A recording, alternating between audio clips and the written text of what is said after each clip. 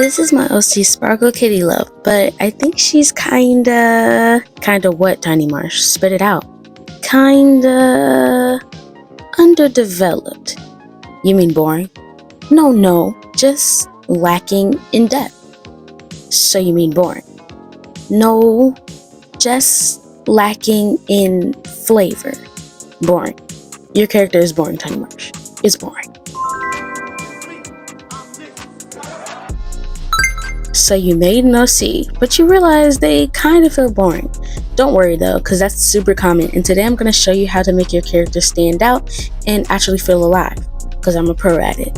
Anyway, we'll go over personality, design, backstory, and little details that can make your OC memorable and more fun to draw and think about in general. Stick around to the end because I'll also give you a bonus trick that instantly makes any character feel more fun. Oh, and make sure you guys join my Discord for community events, sneak peeks, and even a chance to get a free commission. And support my coffee if you can. All funds go to an iPad and more art supplies that go back to the art channel. So yeah, if you guys want more videos, my coffee. The first thing we're going to go over is personality. Most boring OCs just simply lack a distinct personality trait. They're either too perfect or they're too one thing. You kind of want contrast in your character's personality. For example, you should have like a big, super giant character who's like scared of bugs or something, or a really smart character who doesn't know their left from their right. Like, you know, things like that. Little details like that can really make your character just feel more like a person, and not even just that, just more fun to think about and more fun to interact with, you know? And another thing you want to do is not just slap on character traits to a character that doesn't fit it. So for example, you can't say a character is kind if they don't do any kind things. So you have to make sure that whatever traits you're putting on your character, it's shown not only in their design, which if you just want base character design tips, watch this video right here, but it can't only be shown in their design, it has to be shown in what they do and how you think about them, stuff like that. For example, my character Cosmic is literally based on a cosmic brownie, and she explores space, and space is, in my universe, literally just like sweets, and like the stars, the moon, everything's made out of candy, but she hates sweets. So that's just like a fun little personality trait you can mix into everything. Don't make your character seem too edgy or too perfect. That's always a disaster and always leads to characters being boring. What you should do is realize that no one is Teruhashi and no one is perfect. So what you have to do is, if your character is a nice, good person, give them flaws. And if your character is a bad person, give them good, redeemable traits. And not stupid traits like, oh, he's evil, but he likes cats. No, that's so dumb. That's so bland. Or this person is perfect, and their problem, their issue, their weakness is being too perfect. They're not Drake. They're not suffering from success. Please get it together. So yeah, to recap this section, just give your OCs good personalities that you would probably actually find in the wild. You know, like, just because your character is fiction doesn't mean their personality has to be fictional. You can base them off of real people, as long as you can sit and say, this type of person and this type of personality exists in the real world. I think you'll be fine, and your character will automatically feel a little bit more alive. Okay, section number 2 is visual design. If you want a more in-depth tutorial on how to create characters visually, again, I'll link my most popular character design video, and it gives you a more in-depth and more tips on actual visual design. But I'm just going to briefly go over some things now, and I'd like to say that boring OCs usually look either too plain or too cluttered. And too cluttered might confuse you because you'd be like, oh my goodness, there's so much to look at. But that's the issue. It's just kind of, sometimes, okay, someone could be wearing rainbow, right? But because they're wearing so much rainbow, you kind of don't even register that it's rainbow. It just they just blend together. The same thing when your OC is overcrowded. All those things just blend together and they just look a mess. So it's kind of like the same thing as them being too plain. So you don't want to make a character that's literally just wearing a shirt and some jeans and some shoes, unless that's a crucial part of their character design and that matches their personality, then you can do that. But you also don't want to make a character that's wearing 16 different pieces of armor, 62 pairs of baggy pants, 32 belts, 16 different color skunk highlights, and 52 different piercings. Like, in certain cases, I'm pretty sure that could work, but unless your OC is a high key Decora, I don't know. A basic tip to kind of like restart your character is to use shape language. If your character is sharp and aggressive, use triangles. If they're really friendly and trustworthy, use squares. And if they're really bubbly and sweet and nice, use circles.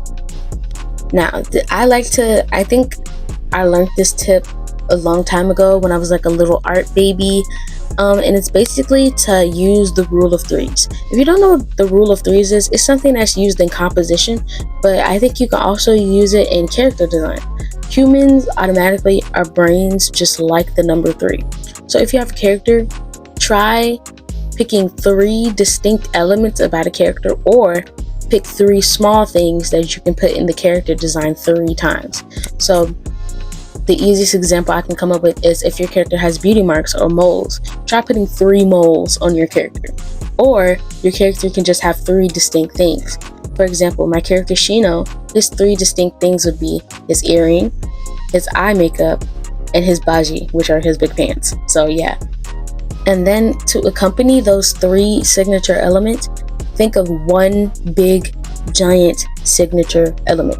It could be a streak in their hair, all the way to like a certain weapon that they use, or all the way to tattoos. So Shino, I just named his three signature things, but his one signature element would probably be his tattoos or his curse marks.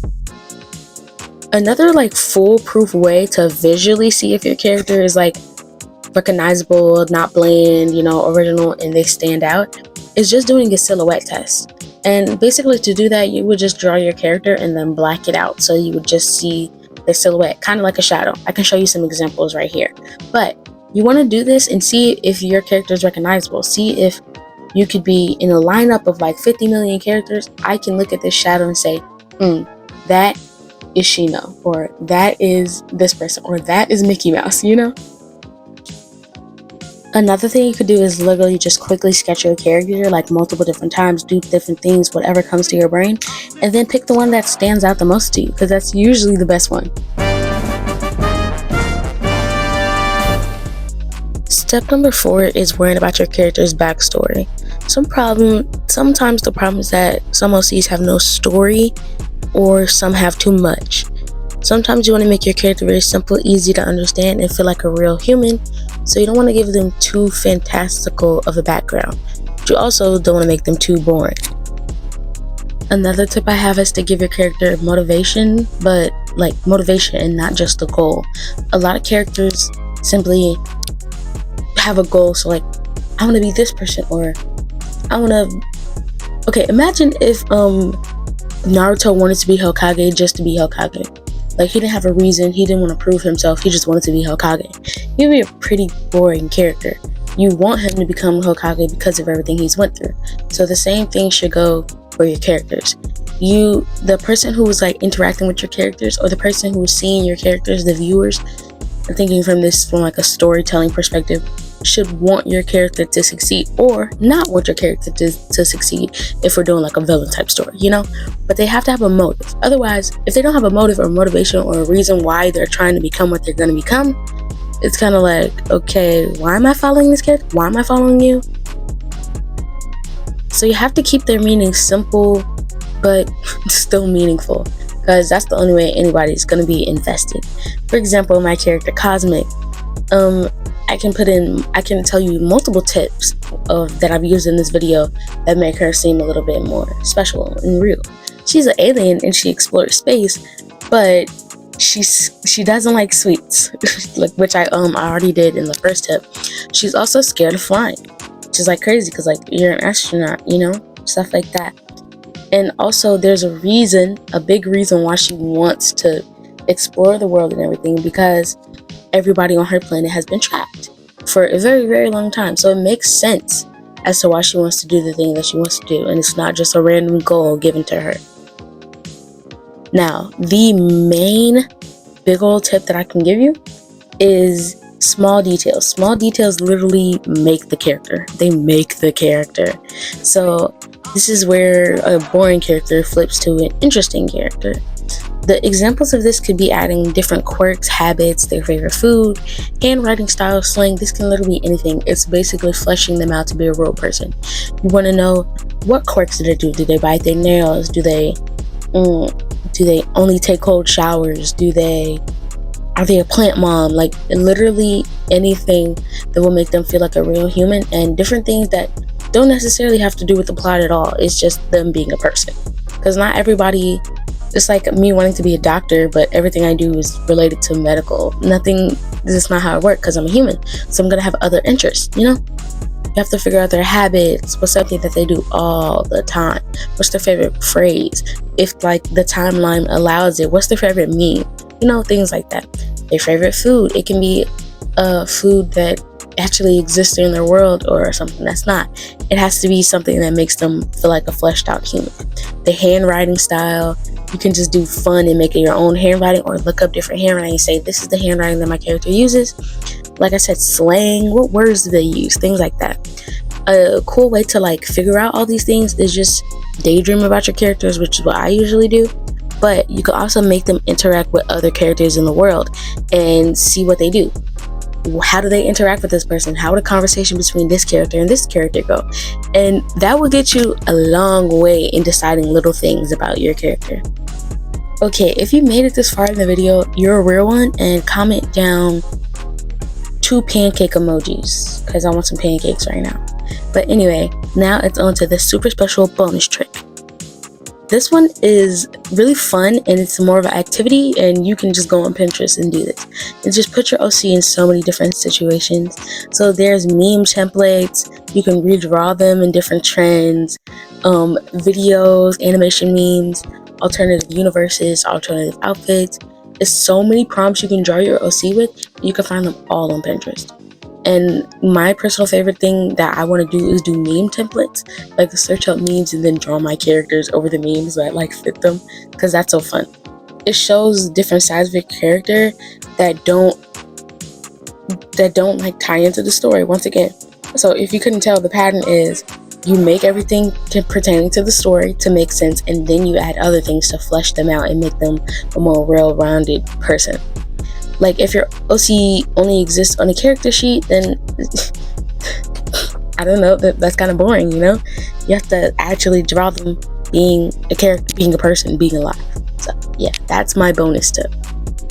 Okay, so recap. To make your OCs not boring, you need to give them personality, contrast, make them a clean and unique design, a motivation-driven backstory, fun details, and put them into actual living situations.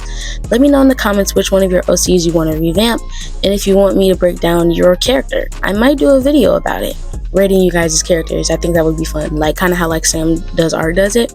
So yeah, check out my Discord, check out my coffee, and I hope you guys have an amazing day and use some of these tips. And if you want to show me the OCs that you made using these tips, join the Discord. Yeah, anyway, thank you guys. Marsh is out.